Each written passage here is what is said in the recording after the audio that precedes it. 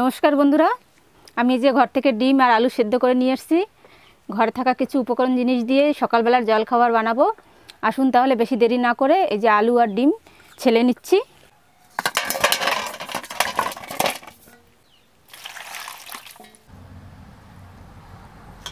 আমি যে জলখাবারটা বানাবো আপনারা সকলেই বানাতে পারবেন। এই উপকরণগুলো সবসময় সবার ঘরেতেই থাকে, সেই জিনিসগুলো দিয়েই আমি এই জলখাবারটা বানাচ্ছি।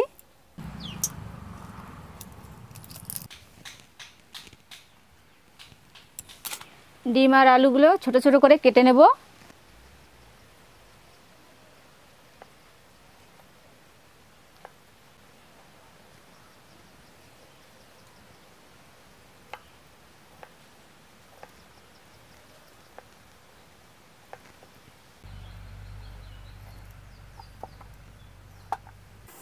এবার ডিম কেটে নেব।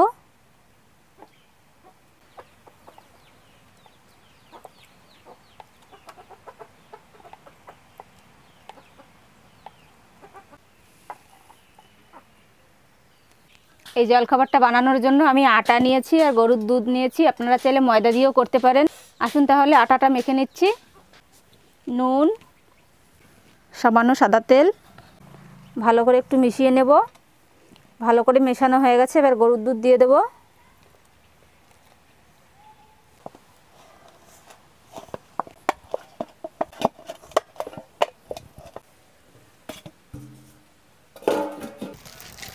আগুনটা ধরানো হয়ে গেছে।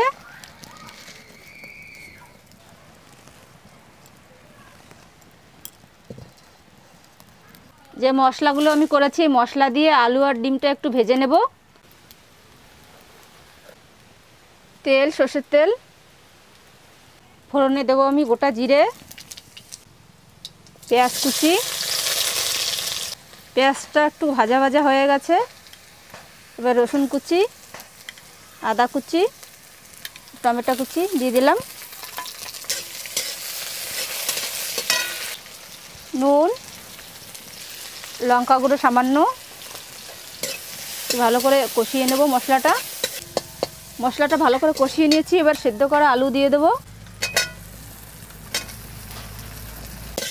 সব শেষে দেব ডিম সিদ্ধ। সামান্য জল দিয়ে ঢেকে দেবো, তাহলে মশলাটা ভালো আলুর গায়ে লাগবে।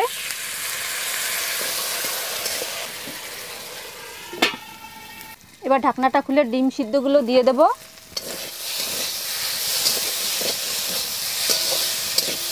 দেখুন মশলাগুলো কত সুন্দর আলুর গায়ে লেগে গেছে।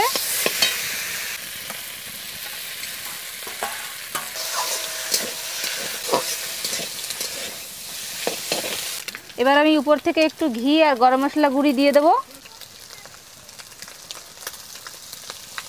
গরম মশলা গুঁড়ো নেড়ে চেড়ে তারপরে নামিয়ে নেব।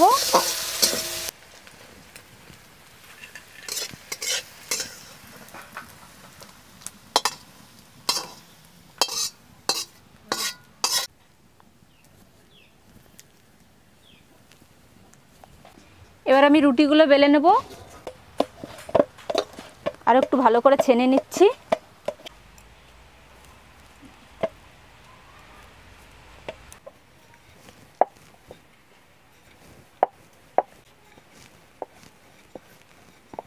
সব রুটিগুলো আমি বেলে নেব আগে।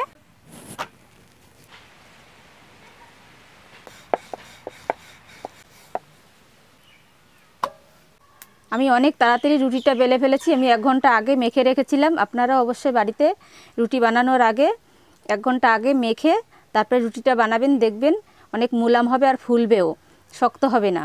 আসুন তাহলে আমি এবার রুটিটা বানিয়ে নিচ্ছি।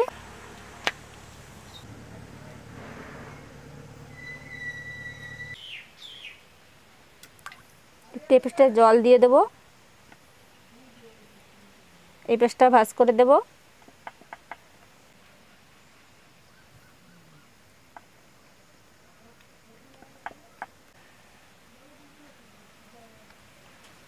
হয়ে গেছে একটা।